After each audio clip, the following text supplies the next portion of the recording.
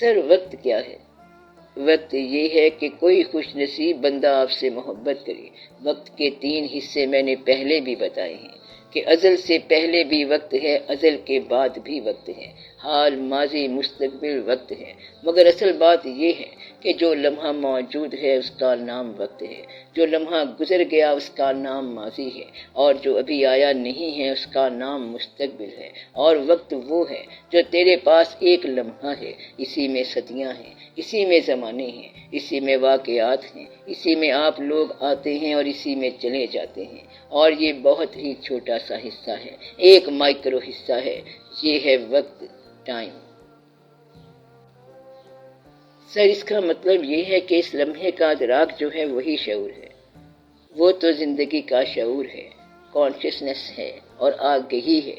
تو مطلب یہ ہے کہ یہ لمحہ جو ہے یہی ازل ہے، یہی ابد ہے، یہ ایک لمحہ ہمارے فکر و عمل کی حد ہے۔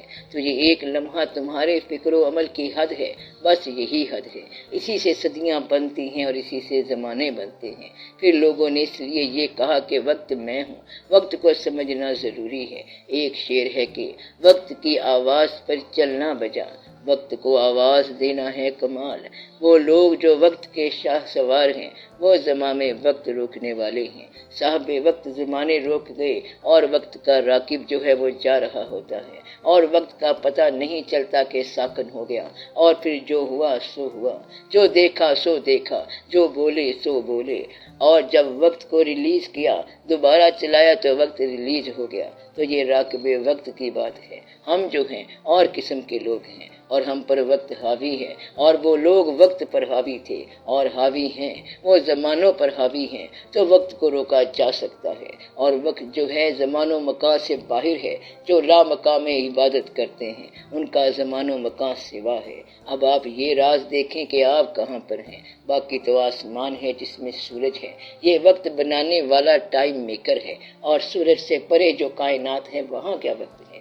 اور آپ جانتے ہو کہ بے شمار کائناتیں ہیں جہاں سورج نہیں ہے۔ جب سورج ہے نہیں تو وہ نکلے گا کیا، اور وہاں وقت کیا ہوگا؟ وہ ہے، اور یہی مالک کا حکم ہے۔ تو جو مالک کا حکم ہے وہ چل رہا ہے، اور مخلوق کا خالق کے ساتھ رابطہ یہ ہے۔